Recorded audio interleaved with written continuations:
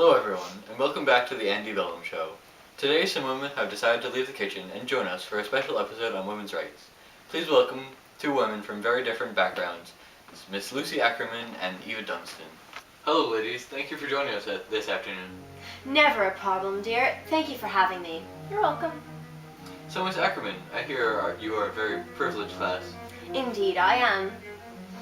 Do you think this affects your beliefs on women's liberties? Indubitably.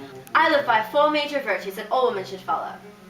These are piety, purity, submission, and domesticity. Would you like to elaborate on these? Surely.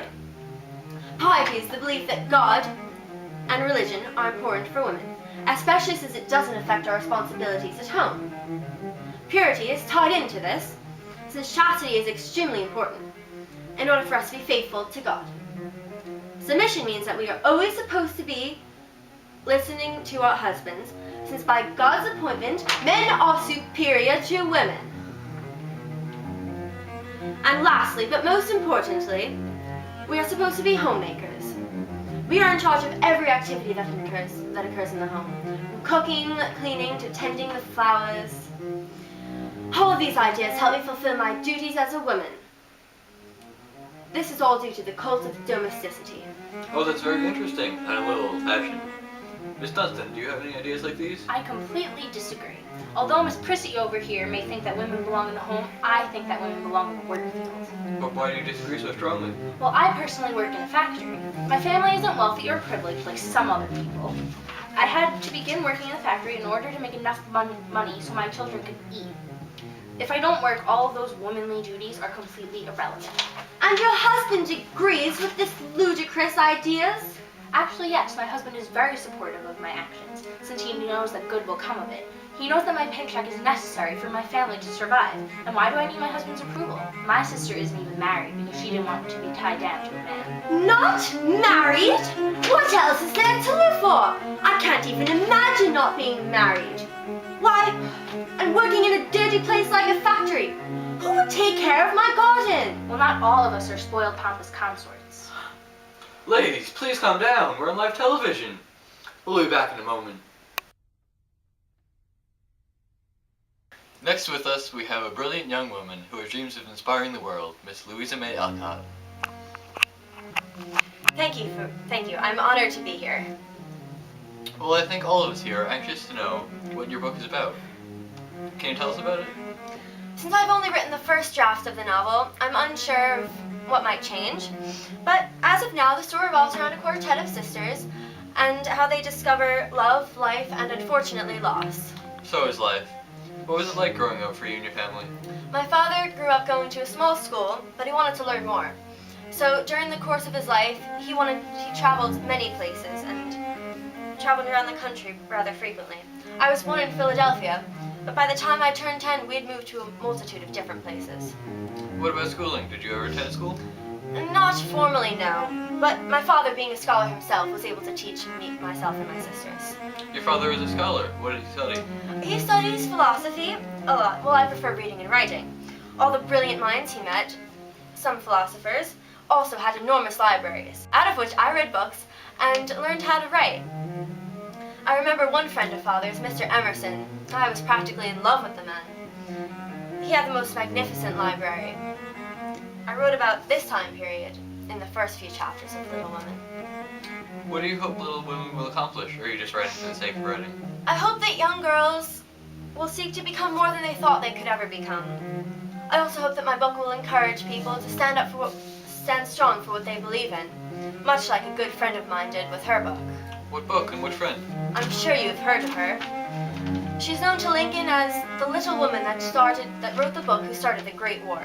Uncle Tom's Cabin, then. But of course, Harriet is a good friend of mine, and I share her passion for change, and hope that my writing can accomplish just 1/5 of what hers did. I'm sure you will. You're not married, correct? No, I'm not. But, as you know, it's not unusual for the elder girls of the family to, remain at home and become the breadwinners of the family. As with my stories becoming so widely popular, I don't need a man to support me. I do fine on my own. But you didn't always write, is that true? For a little while, yes, I taught at the local school. but I much prefer writing. I wish you luck in everything, Louisa. Thank you for joining us today. Thank you for having me. Don't forget to purchase Little Women when Louisa is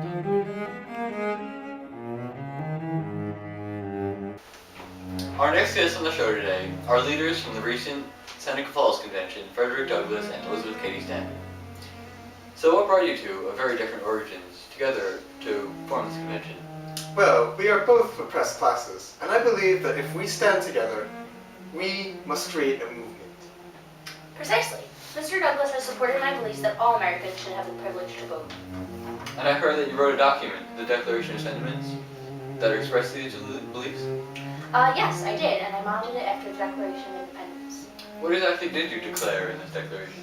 Well, I expressed the discontent that I have with the reality between men and women, about how women are always subordinate to men in the house and politics. Speaking of politics, what do you think about the right to vote? Originally, I was against the supporting women's right to vote, but Mr. Douglass convinced me otherwise. We had mentioned the right to vote for black men, not to mention abolition, but I judged that if one group of people can vote, they all should.